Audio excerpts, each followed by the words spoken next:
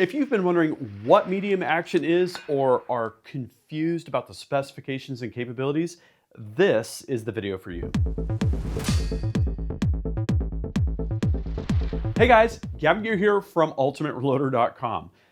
If you've been wondering about medium action, look no further than the build that we just completed. This is a 7 PRC. It turns out you don't need a full long action for 7 PRC. This video is already live. The story is already live on ultimatereloader.com, the article. This is a Bat Vesper medium action. We've got a Foundation Ezekiel stock. We've got a Hawkins Precision, Hunter DBM, and Hunter magazine, all optimized for cartridges like the 7 PRC, where you don't need a full long action and you can save a bit of dimensional length, you can save a bit of weight, you can also save a bit of bolt throw.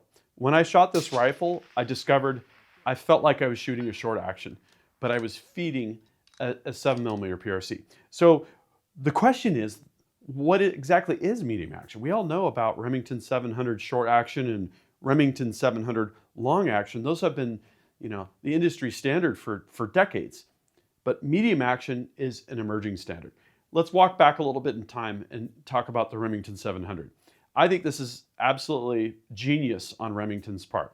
They figured out a great sort of marketing campaign around the 3 rings of steel. You've got the protruded bolt nose, you've got the recessed counterbore in the barrel tenon itself, and then you've got the receiver body. They had this great marketing message around, if your cartridge blows up, it has to get through these 3 rings of steel before it gets to you, essentially. Well, we've discovered over the decades, and a lot of the aftermarket Remington 700 clone manufacturers have implemented counterboreless straight tenons with no counterbore, no protruded bolt nose, because it turns out that strength isn't absolutely necessary. But it was a great marketing message in the 1960s, for instance. And Remington found a way to mass produce actions that worked well and weren't super expensive to manufacture. Also, gunsmiths have an easier time working with the platform because, for instance, if you're doing inletting and bedding work, the way that the rear tang is supported and the amount of space that you have to work around the trigger, for instance, gives you a lot of flexibility. It makes it a really, really easy platform to work with. So I pulled up this vintage ad here, the Remington Model 700 BDL Varmint Special. I kind of wish I could get one of these for $169.95 today. Interesting cartridge selection: 22 250, 222 rem, 223 rem, 6mm rem, and 243 Win. Kind of a fun look back in history. And so what did Remington 700 really standardize? They really standardized the pattern for short action and the pattern for long action, the footprint, right? You've got the bottom of the action is essentially a cylindrical tube. You've got a recoil lug, and then you've got a front action screw and a rear action screw, and then the appropriate clearances. So short action and long action are the Remington 700 pattern are things that aftermarket rifle action manufacturers have standardized on. So we have all sorts of clones that are Remington 700 short action and long action footprint, and all sorts of stocks and bottom metal and magazines that all work together really well.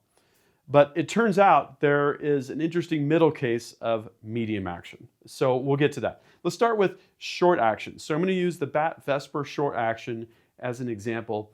This is basically the same action screw spacing that you'd find on a Remington 700, although because Remington did not hold super tight tolerances, you're going to see a lot of variability. Companies like Bat Machine basically decided, okay, these are some nice round numbers: 0.9 inches from the back of the recoil lug to the front action screw, and then 6.5 inches center to center. Usually there's some forgiveness built into the bottom metal and the stock so that there's a little bit of variability that they can accommodate. But the great thing about this is that you can take a Remington 700 action or something like a Bat Vesper short and put them in the same stock. If the stock was built for a Remington 700, you might need to increase the width of the recoil lug pocket, for instance, but usually easy modifications, great interchangeability, and compatibility. Traditionally, short action cartridges are at about that 2.8 inch cartridge overall length specification, like a .308 Winchester, for example. But what I wanted to do here was to take a look at some of these premium aftermarket components, specifically for hunting rifles, and to look at what kind of lengths they can accommodate. So the bottom of the Bat Vesper short is 3.030 inches, whereas some of the other actions that Bat machine manufacturers like the VR, the Igniter, and the Vesper S and the Bumblebee would be 3.180 inches. So in order to feed a cartridge, you have to have the appropriate bottom cut, and then you also have to have the appropriate capacity in the magazine. So Hawkins Precision manufactures the Hunter mag, and it works with their Hunter DBM really nicely. The Hunter DBM can also work, it has this mag release right here in the trigger well. Also will work with AICS magazines that are standard. And so that's a really nice way to build a hunting rifle that you can use with larger capacity and smaller capacity magazines. So the Hunter magazine with a spacer, 2.5 inches. This is going to be for shorter cartridges. The standard would be 2.880, so you have 80 thou extra beyond that 2.8 inches. And there's also an extended Magnum magazine, which will do 2.980 inches. So if you're running something like a 6.5 PRC, that is a great option. Okay, so now let's jump over to the other industry standard, Remington 700 long action. This time I'm using a Bat Igniter long action. So from the back of the recoil lug to the front action screw, we have 0.910 inches. And then between the action screws, we have 7.350 inches. Again, pretty nice round numbers. And those are going to be compatible with the original Remington 700 actions. The Bat action cut on HR, Igniter long action, Vesper long action, and Vampire, which is a long action aluminum action, are going to be 4.080 inches. The Hawkins Hunter magazine with a spacer installed would be 3.350 inches. And with no spacer, you can go all the way up to 3.770 inches. So if you have a longer long action cartridge, like a 300 PRC, for example, or a 338 Lapua, this is the action that you need for that. But if you're not stretching out to the outer limits of traditional long action cartridges, there's a better option. Enter the medium action. So this action here, the Vesper medium, is what we have the diagram for. And in talking with Bat Machine and Hawkins Precision and Foundation, the industry has had a couple different renditions of the medium action footprint and spacing. And this is kind of the standard where things are converging. 0.912 inches from the back of the recoil lug to the front action screw, and then 6.838 inches between the action screws. And so the Bat action cut for the Vesper medium is 3.46, and the Hunter magazine for medium action can handle up to 3.40 inches. So, importantly, I have the diagram here from Sammy for the 7PRC. It goes up to 3.340 inches. So we have 60 thou headroom in that Hawkins Hunter mag, which I have right here. This is the 3.5 medium. So that gives us plenty of room to run 7PRC as long as we're going to stay approximately within that Sammy specified cartridge overall length max. And like I said, when I was running this rifle, I did not feel like I was running a long action. It felt like I was running a short action. There's a little bit more bolt throw, but not really a whole lot. And I love the fact that the entire package is completely optimized around 7PRC, which is a cartridge that's literally completely optimized around North American big game hunting. It is hard to beat a 7PRC.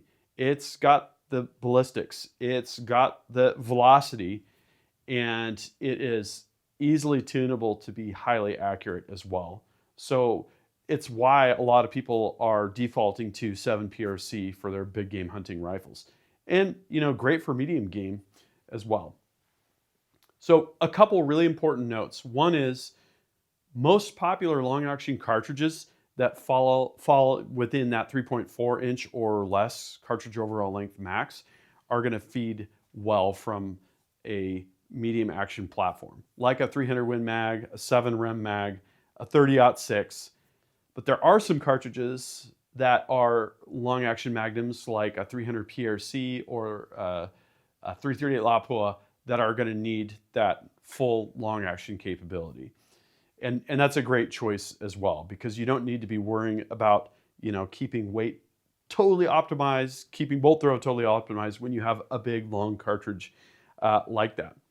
Also, there is a specification and an industry standard around steel magazines that is limited to about 3.2 inches, MDT magazines, for instance. So if you're looking for medium action magazines and you're looking at steel, just know that those are going to be great options for short action magnums like 6.5 PRC or the SOMs, but it's not going to be able to do something like a full length 7 PRC.